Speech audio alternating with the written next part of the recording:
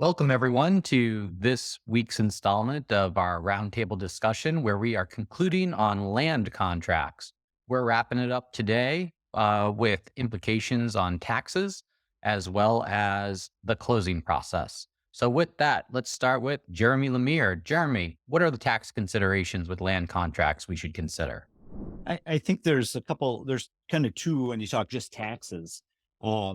There is a section, if you will, on the transaction where you're talking about establishing the payment structure and everything else. But there is a whole nother section in that document set that you're going to want to understand whether you're capturing and accruing, if you will, payments for the actual property taxes as the owner, so you don't get to the end of the year and you don't hear anything about the payment being met, and all of a sudden the county is coming after you for collections.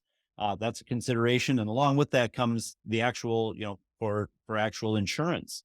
Very similar, you may want to be accruing for that insurance in escrow from the seller or from the buyer side into the seller so that it's there and available if you're providing the insurance. If not, you're going to want to make sure that you're at least getting some kind of report or checking on the validity of insurance and coverage and things like that.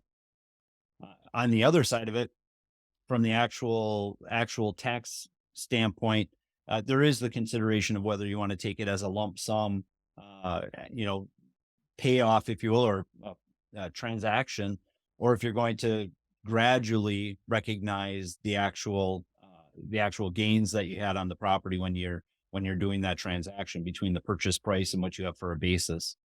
All kinds of things there, and you really either need to look at examples very closely in order to do the evaluation, or involve the CPA in that equation to figure out what your burden is going to be in a year to make sure you have the cash flow to pay for it.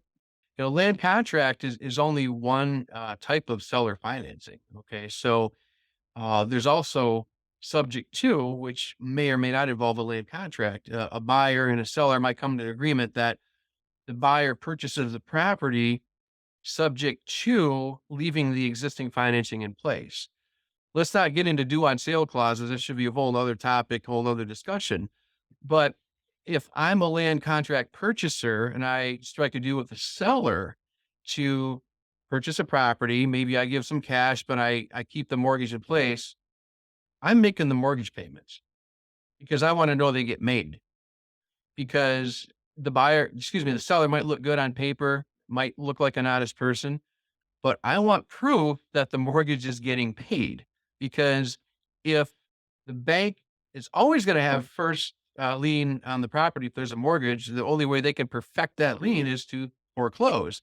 And if I'm making my payments and the property gets foreclosed, I haven't done my own due diligence.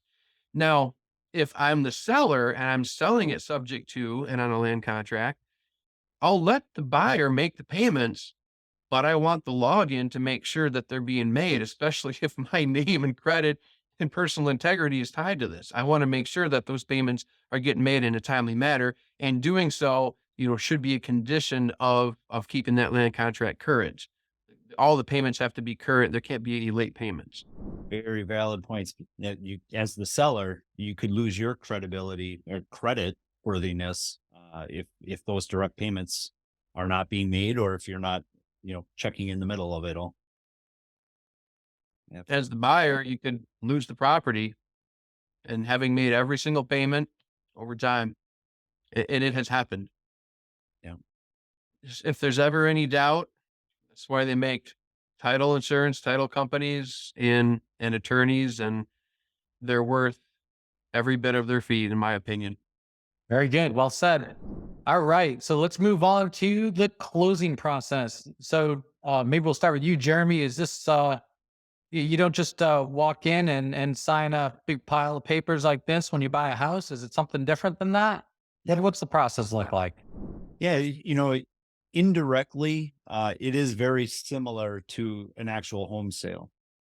Uh, there are many of the same types of activities happen as the closing process in a home sale. If you're kind of doing a formal land contract, in my case, it was an investment property situation. So you're going through, water bill checks, you're going through tax escrow. They're going to prorate the taxes and, and create that breakout. All of those elements are coming into play, as well as depending on how you elect to close the transaction, you may be doing transfer taxes actually at that point in time. So you may have a situation where you have, that full set of funds needs to be sent into the state to cover that whole situation.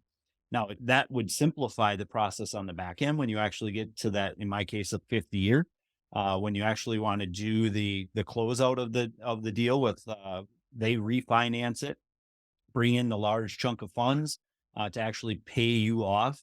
When that happens, then it's as simple as a satisfaction at that point down the road. So you can choose to kind of bring some of the burden up front, or put some of that burden to the back end of the transaction.